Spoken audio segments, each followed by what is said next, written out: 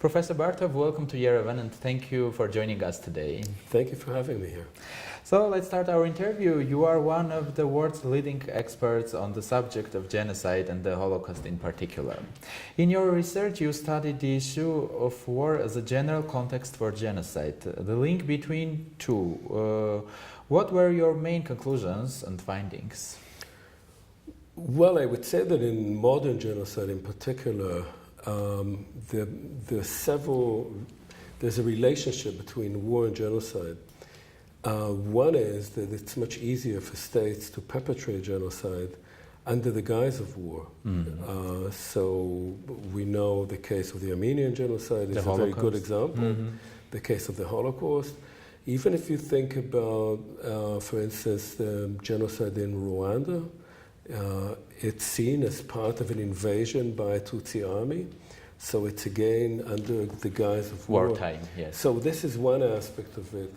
Another aspect that I found very interesting is that for people perpetrating genocide, it's much easier to think of themselves as being soldiers rather than as being perpetrators. And so genocide is often carried out as if it is a war, although it isn't, using uniforms, command structures, camps, barbed wire. And so for the perpetrators, it becomes something that looks like a military action, although the victims are only on one side. Okay. This year marks the 70th anniversary of adoption of the Convention on the Prevention and Punishment of the Crime of Genocide. 7 decades later, it seems that there is a certain reluctance to have a genocide-related public debates with involvement of political parties, civil society, media, leaving it to the realm of researchers and academia. Will you agree with this assessment?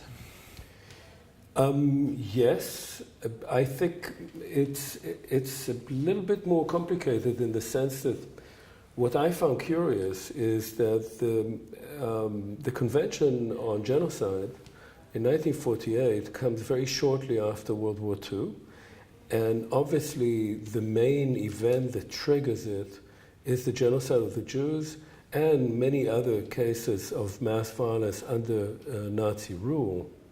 But then it disappears. States accept it. It takes a long time for many states to become signatories, but there's not much discourse on genocide until the 1980s. And it becomes again part of an international, the international community's discourse, only after the fall of communism. So the space that is created for a discussion of genocide is an event not only to be remembered, but something that is actually happening, is only after the fall of communism. And we think of the fall of communism, or many people tended to think, certainly in the United States, that this was the end of history. Now things would be better again. And right after that, there were two genocides, right? There was Bosnia, and then there was Rwanda. But then there was a discussion of genocide, and people went back to the Genocide Convention. So for a moment, with international tribunals, both for the former Yugoslavia and for Rwanda, this was the first time the genocide came to the agenda all those decades after the convention. Now it's again being contested. And I think it's contested from various sides, in part because of the definition of genocide that was taken up by the UN, which makes it both easy to apply, in the sense that you can, as Lemkin had argued, you can have a genocide without victims, yes, right, without actual blood being shed, and because of the international community's reluctance to intervene, and other liberal organizations that are wary of state intervention under the guise of preventing genocide. So all of this has led, for the moment, I think, as you say, to a reluctance to apply this concept. Okay. As we know, genocide leaves its marks on both sides, the perpetrators and the victims. Denial of genocide makes the divide even deeper. So far, we have very little examples of reconciliation. Why is that? Difficult question. It's a difficult question. Look, I mean, I think, as we know, the best example, if you like, of reconciliation, if we can call it that, is the restitution agreement between the Federal Republic of Germany and the State of Israel in the 1950s. That came about because it was in the interest of both states to have that agreement. Each state had a stake in an agreement. Germany needed it in order to reintegrate itself into the international community. The State of Israel needed it because it was in dire economic straits, because it had to absorb twice as many people than it actually had as its own population, and Germany was providing the funds. So you first of all need a constellation where it is in the interest of both parties. That's very difficult to come by. The second is that what you need for reconciliation are two things, and often only one is offered. The two elements are, one, you have to actually formally accept responsibility. That is, you have to apologize for the act. There has to be a sorry, and it has to be an official one. Now, you would say that's easy, it's cheap, but of course it's very difficult morally for a state to do that. And even Germany at the time Germany did not apologize for the Holocaust. It was sorry for crimes committed in the name of the German people. This was the very interesting formulation. Yes. The second element is to pay. You have to pay. You can never pay enough. And in Israel at the time, during that agreement, there were many people who said this was blood money. But you have to pay. You can't just make a moral statement. If you combine these two elements, then you have the possibility of reconciliation. But most states will do either one or the other. It's very hard to do both. Thank you. Once you said that the sense of being victim gives you a sense of moral superiority. So how can the relations between those victims with a sense of moral superiority and perpetrators of their descendants be established and deepened?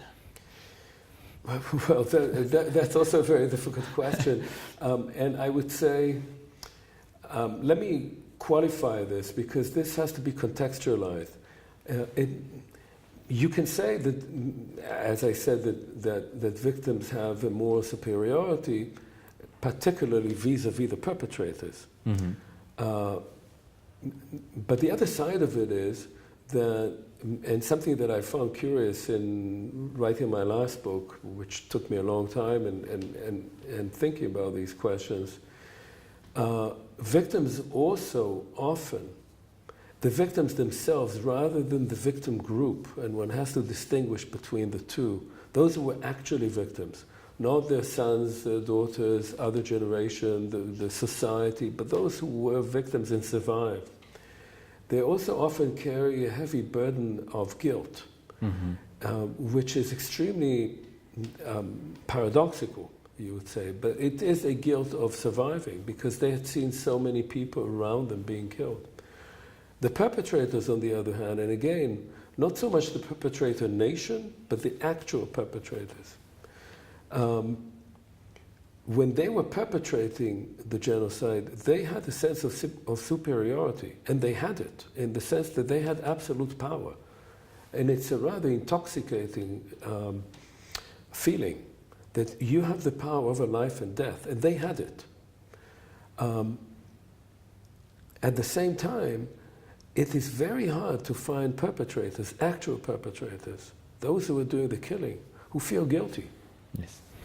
And so what you have here is a much more complex situation. Yes, the perpetrator nation can say, we have the superiority of having been victims of a horrific act, but the actual victims have a different point of view. And the perpetrator nation, if it acknowledges, can feel that it is duty-bound toward the victim nation.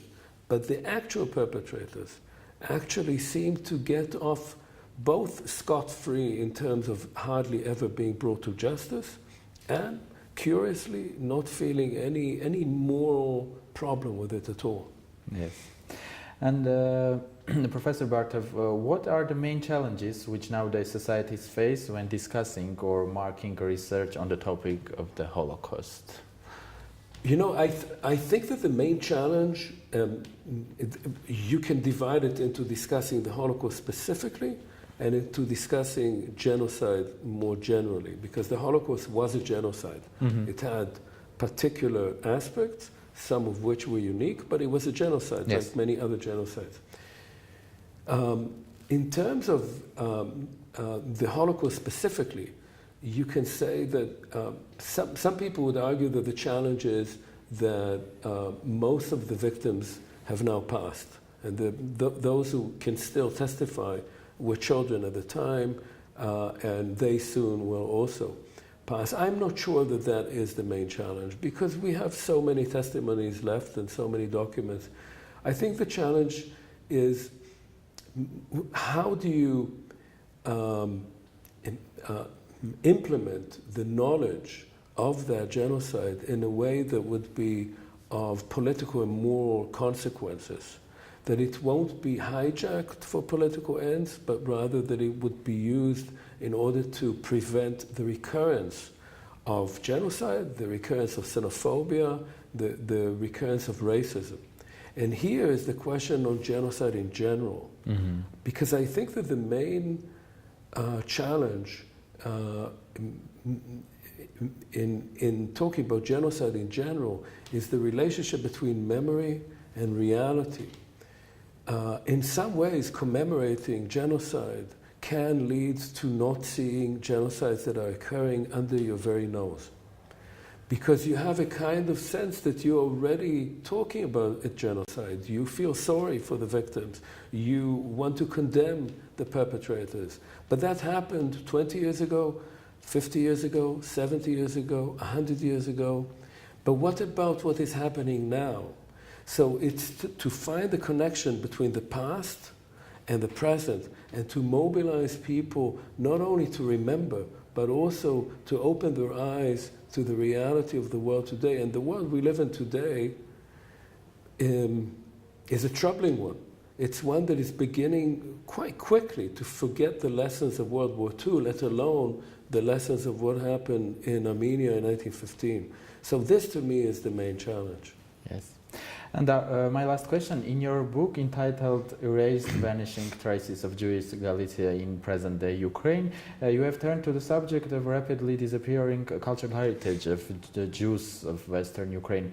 In fact, this is the issue that is very close to the heart of every Armenian, Yes. Since we have seen the consistent policy of destroying the Armenian cultural heritage following the Armenian genocide. What made you to turn to this topic? You know, when I was writing that book, the book was in some ways an incidental book, because I was researching the book that I just published, Anatomy of a Genocide. So I was researching what happened in one town, and I'll talk about that tomorrow. But as I was researching it, I was traveling in Western Ukraine, which in the past used to be Eastern Galicia. Mm-hmm. It changed names. And I saw how there was a complete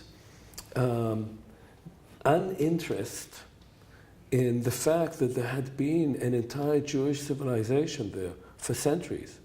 It was not a civilization that existed on its own. It was an inter-ethnic community. There were Jews, there were Poles, there were Ukrainians, and they were living side by side, and they created cities and culture. But the Jews were murdered, the Poles in that area were ethnically cleansed, and the area became homogeneous, Ukrainian homogeneous. Most of the Ukrainians there didn't even remember all of that, because they themselves came from elsewhere. They moved into cities that they knew nothing about. The authorities under the Soviets didn't want to remember any of it, and after the end of Soviet rule, this became part of an area where Ukrainian nationalism is strong. The people who were involved in the killing of the Jews were people who are remembered now as liberation fighters, as Ukrainian liberation fighters. You don't want to think of your own liberation fighters as people involved in genocide. And so there was both lack of knowledge, ignorance, poverty, people just didn't care, and there was a political agenda that has become increasingly mobilized now not to talk about that period. And of course the sad thing is that each of these towns you go to, like the town that I investigated, the Jewish community that lived there is still there, but it's in mass graves. It's surrounding the city, and these graves are not marked. And all the other edifices, synagogues, cemeteries, have either been destroyed or falling apart and nobody cares about them. Thank you, Professor Bartov, for sharing your experience with us, and hope to see you in Armenia, Yerevan again. Thank you very much. Thank you. Thanks.